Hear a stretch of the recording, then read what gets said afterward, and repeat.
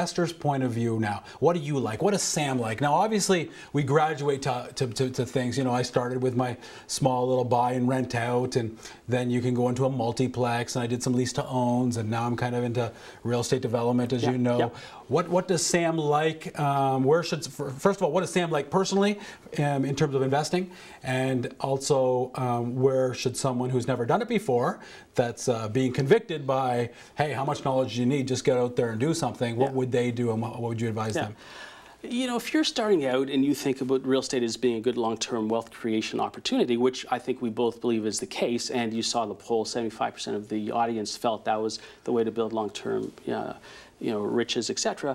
You know, you want to exclusively, yeah. So you want to start slow and steady. So, you know, buy one property which is manageable, where it can at least break even, and depending on what your objectives are, if you want it to cash flow positively or not, and get a sense for how you enjoy that, because you know, everything comes with some bit of, you know, discomfort, so you may have to have property management, etc. And so, you know, after a year or two of having a property under your belt and you're enjoying that and starting a positive cash flow, you're paying off some of the debt, it's appreciated, you're building equity, you know, then from there you can take some money out, you can parlay it into another property. You know, my whole thing is, and I used to talk about real estate investing, you know, a few years back when we had a company which we actually were very involved with that, is that, you know, if you want to build wealth creation, you think about how much money you need to live on a monthly basis. So if it's $5,000, $10,000 a month, 15, whatever your lifestyle is, and then you find, how am I going to get to that, back into that number, right? And so from there, you've got to get a positive cash flow to get you to that number. And real estate's the best vehicle, right? So really, you know, and over time, your asset is always appreciating. I mean, you might be subject to some ebbs and flows, but it's always going up. You know, 10, 15 years down the road, if you bought, you know, a property a year for 5, 7, 8 years, you know, you're pretty set. Like I remember, good. You know, I remember, it must have been 10 years ago, I read one of your articles, and it was, you know, cash flow is not everything. In fact, in the investment, it's definitely not everything. It's maybe a little bit of gravy. What the biggest chunk of your investment in the long run is the debt reduction. Is, you know, the inflation is a bit of gravy. The cash flow, throw it back in for maintenance. But the big chunk is, which separates that from securities, is how much somebody else is paying down that mortgage. So even if you bought that $200,000, you know, townhouse in the top of Hamilton, and 20 years from now it sold for $200,000, somebody paid off $180,000 worth of your, you know, that just gave it to you.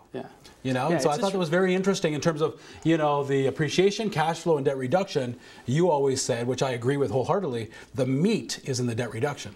Yeah, I mean, debt reduction and hopefully some appreciation along the way as well. But you're right, even if there was no appreciation, you know, in 15, 20 years, and if you got aggressive with your repayment plans, it's paid off. You got an asset that's free and clear, right? Which, and most people, unfortunately, if they're not saving money there, it's going somewhere else. It's probably not going to appreciate. It could be a car, which is an appreciating asset. It could be clothing. It could be this and that. So there's nothing like a mortgage to act as a forced savings account. Yeah, that's critical, because most people don't have the discipline, right? So if you can force yourself, you're now forced to every month make a mortgage payment or do whatever, even though you're getting a residual return from via your rent. You know, you know, it's never a get quick, you know, scheme, big rich quick.